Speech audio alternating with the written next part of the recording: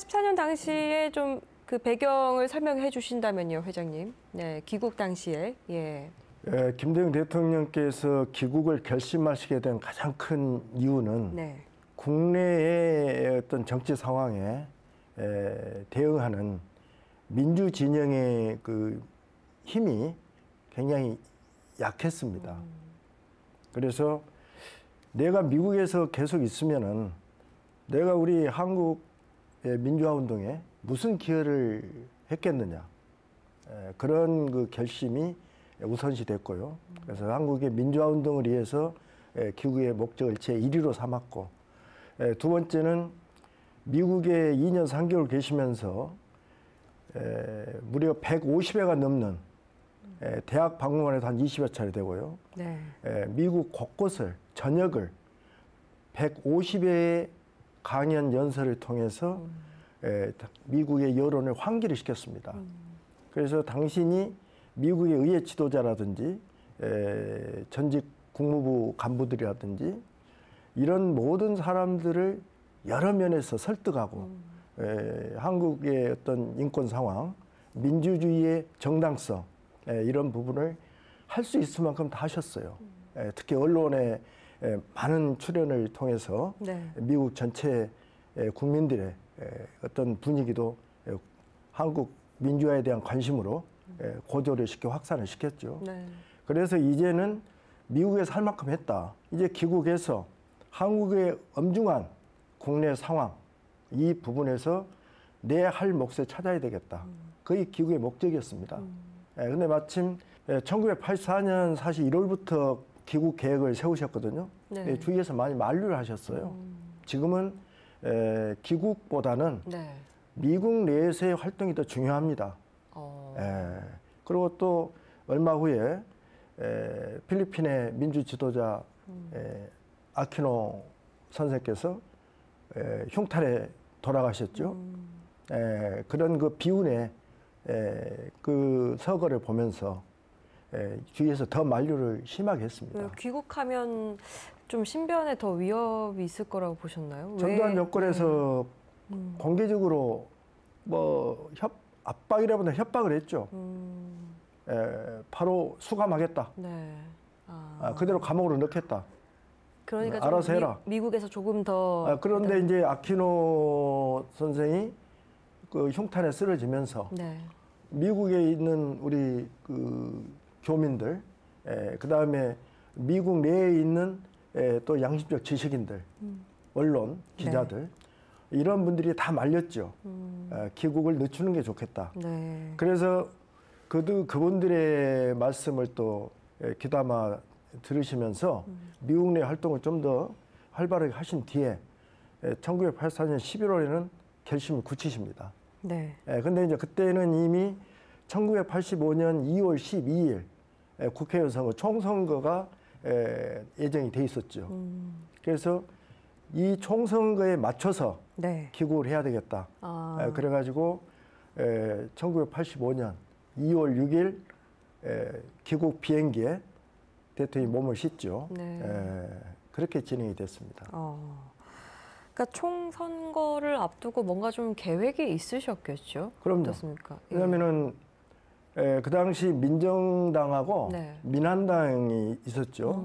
물론 뭐 다른 소수 정당도 있었습니다만은 민정당이 압도적인 제1여당 네. 정당이었고, 그다음에 민한당이 네. 민정당의 이중대라는 비아냥 소리를 들으면서 예. 겨우 존립하고 있었습니다. 그렇기 때문에 야당이 전투력이 없죠. 의정활동대로 맥이었고, 네. 또 그 당시 민한당의 총재는 유치송 씨인데 네. 이미 체제 내에서 네. 굉장히 그분 또 타고난 성품도 온건하고, 네.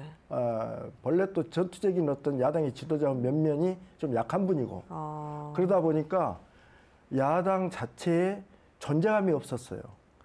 그런데 아시다시피 이제 1980년 5.18 민중항쟁 이후 우리 이제 사회운동, 민주진영, 네. 그 다음에 특히 대학생들, 또 각 노동자, 농민단체, 네. 운동가, 활동가들, 이분들은 5.18이 처참하게 저들에 의해서 진압되고 대학살 속에서 끝나간 후에 그때 이제 우리가 5월 26일 날 1980년 5월 26일입니다. 네. 그때 미국의 7함대 운운을 하면서 전입빌딩 지금 전일 이사옵니다. 네. 거기에 그 포스터 같은 게 붙었었어요. 손으로 쓴. 저도 그 현장을 읽었습니다만은 미 7함대가 우리 이제 동해 쪽에 이렇게 대기하고 있다. 전두환 집단의 그러한 부분에 경고하기 위해서 우리가 7함대가 온 곳으로 이렇게 사람들한테 이 대자보에 이렇게 써놨습니다. 그런데 미국에 대한 우리가 그때만 해도 약간 5월 27일에 대학살이 되기 전만 해도 약간의 환상이 있었어요. 네. 미국이라는 나라가 주는 그래도 민주주의를 지지하는 또는 민주주의에 대한 가치를 갖고 있는 국가. 미국에 대한 좀 기대감이 그런 컸었고, 환상이죠. 그걸 갖고 있었다가 그게 이제 1980년 5월 27일 산산이 부서지면서 1980년 12월 9일에 네. 광주 미 문화원이 처음으로 불에 탑니다. 네. 일부. 광주 미 문화원 제1차 방화 사건이에요. 예. 그때 이제 농민운동가 대학생들 이들이 미국에 대한 분노, 미국에 대한 경고 이런 취지에서 제1차 광주 미 문화원 방화 사건이 터지고 네. 그다음에 이제 아시다시피 부산 미 문화원 방화. 그다음에 광주에서 가장 먼저 1980년 12월에 먼저 일어났고요. 예. 그 이제 82년에 부산 미 문화원. 예. 그다음에 다시 광주에서 1982년에 또 제2차 광주 미 문화원 방화 사건. 그다음에 이제 강원대 같은데 이런 데서도 성조기를 갖다 태워버리는 이런 일이 벌어져요. 네. 그러고 나서 이제 1985년 5월 23일 날 서울 미 문화원 점거투쟁이 일어나죠. 네. 그런데 아무튼 이 사회민주화 운동도 여러 군데서 이렇게 노동자, 농민, 학생 네. 이런 양심적 지식인들이 일어났지만 뭔가 새가 미미했어요. 왜? 바로 그 정당의 구조 속에서 민한당이 차지하고 있는 게 왜소하고 활동이 미미하니까. 네. 그런데 이제 1985년 2월 6일 김대중 대통령이 미국에서 출발하셔서 네. 2월 8일 일본 나리타 공항을 거쳐서 2월 8일 귀국을 하시죠. 네. 그때 한 30만 명이 김포항 연도에 환영 입하러 모였습니다. 그러고 나서 4일 후에 2.12 총선이 김대중 바람, 선명 야당의 바람을 가지고 네. 압승을 합니다. 그러니까 그 민한당 국회의원들도요, 그 35명인가 당선이 됐는데 29명이 대거 신한민주당 새로운 선명 야당으로 네. 입당을 해버립니다. 그러면서 이제 제1야당이 100석이 넘는 그런 이제 거대 야당이 진을 딱 꾸린 거죠. 진영을 네. 갖춘 겁니다. 그거에 이제 김대중 대통령의 정치 지도자로서의 굉장한 그 안목, 네. 현실적인 실사구시적인 그러한 안목. 그러면서 전국의 태풍의 눈이 됩니다. 네. 예.